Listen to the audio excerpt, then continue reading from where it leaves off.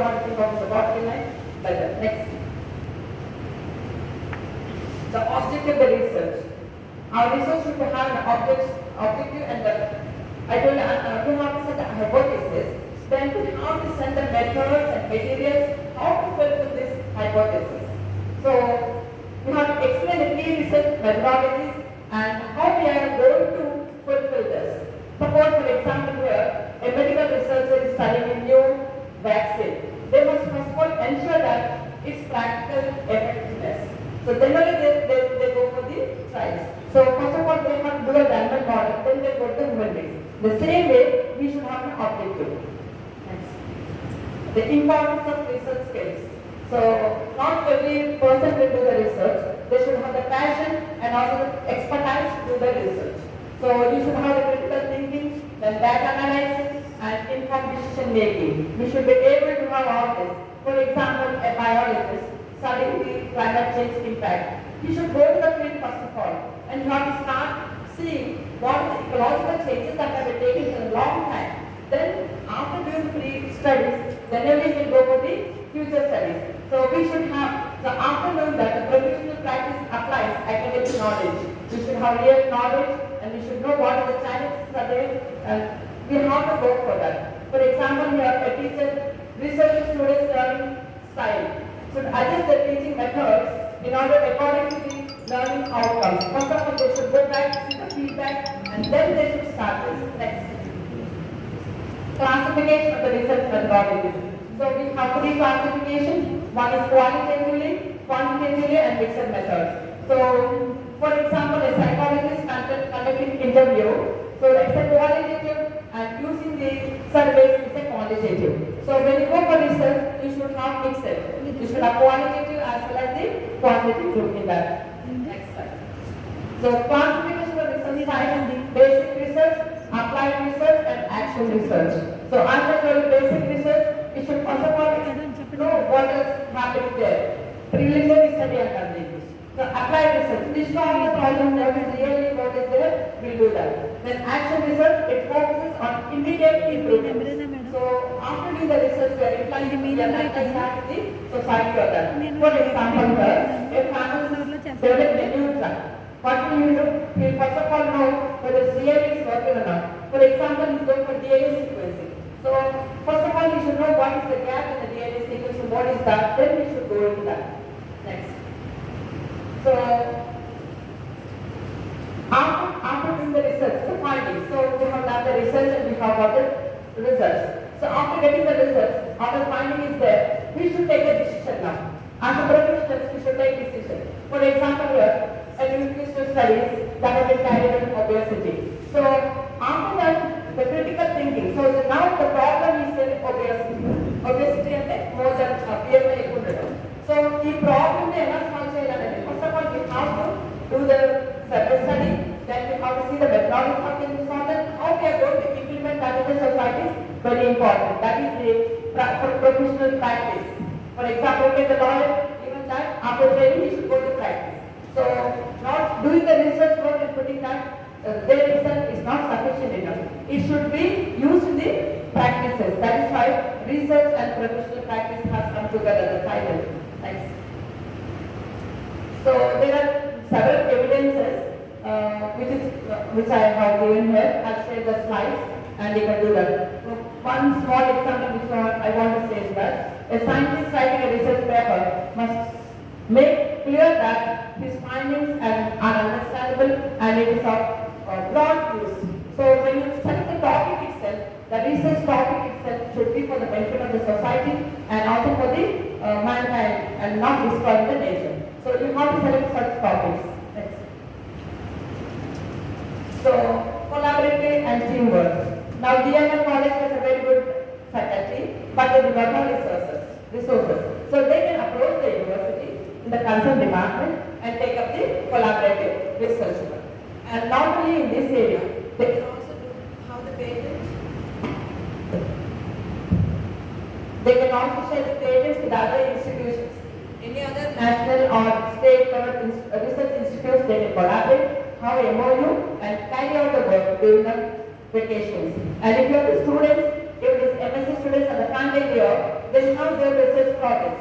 So they can be sent to the concerned sectors, whether it is industry or research institutes, they can send them and they have to do that. So collaborative learning and teamwork is very, very important for the success.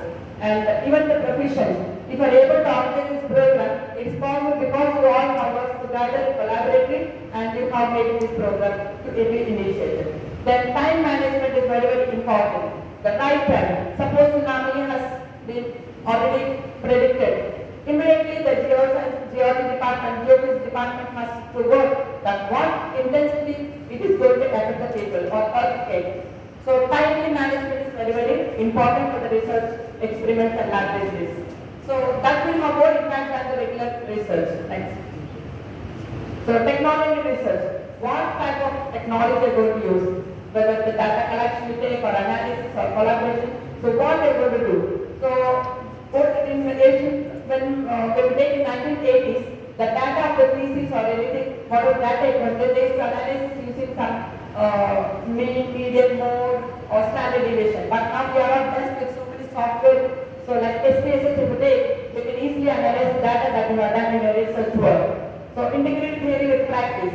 So applying this theoretical knowledge in practice is very, very important and it will give more better outcome when we do that.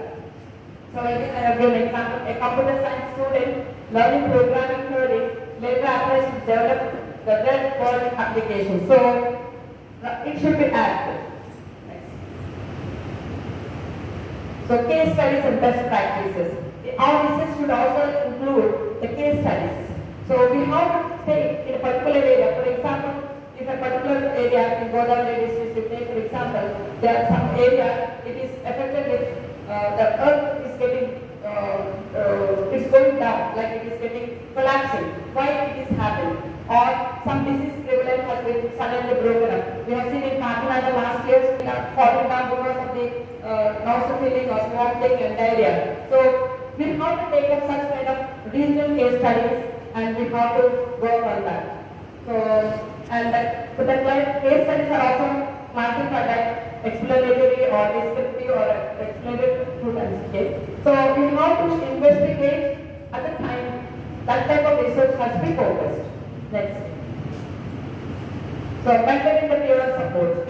The students are our really big support. We have to involve the students and the youth in our research work so that we have to teach them first of all, they'll get the practical knowledge and then they'll help us in carrying out the work. Okay, for example, a PhD advisor guiding the student should help them in publishing the papers also. The workshops and academic educations. Definitely, awareness programs has to be conducted to the students and faculty to take up the research work. No doubt there are 350 colleges, and among these, how can we say that this college is good or that is the best one or that is average?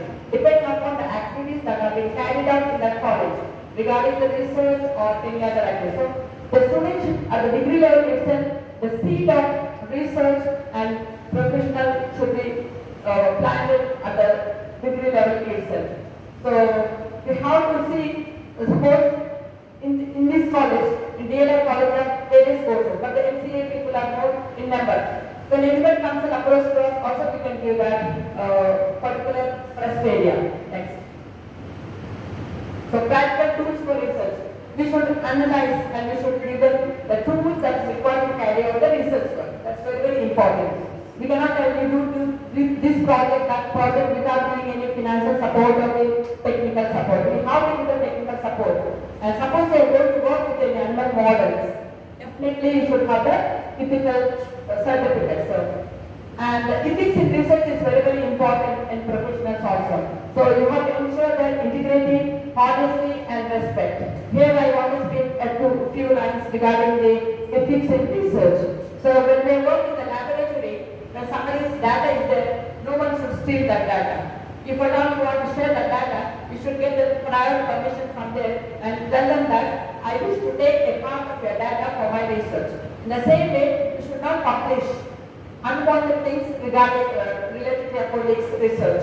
And the research is always confidential until it is published. We should say that the professional ethics are very, very important when we are working together and there is a problem in the laboratory. That is the identity crisis. Some people, though they work very hard, they cannot get the identification. So for that, these type of smartphone practices will be there, stealing the data or spoiling. So ethics in the research is very, very important. Next. Yeah, please put the plagiarism. Plagiarism is very, very important. Some people nowadays just they got copy from somewhere and they start publishing their own, putting their name. That is not encouraged. So the plagiarism check has to be done. You should see that you do not take any material from others. And if you go for plagiarism, if it is more than 30, then your work will be rejected also. So plagiarism check is very, very important while writing a paper or also your thesis or research project itself. Next. So we should have a very good research portfolio. So we have to show that the documentation is very, very important. And many of us, we work a lot, but we are not able to publish that. So I think the management should create a platform for this building the research portfolios. They should show that. They should showcase that. I have these papers. They should be able to show it to these people. So if they want to show that, I think we should support the faculty to showcase that. I publish it in the papers like so faculty has published or working on so area. We should showcase that. Then only people will understand, or you should upload it on the website.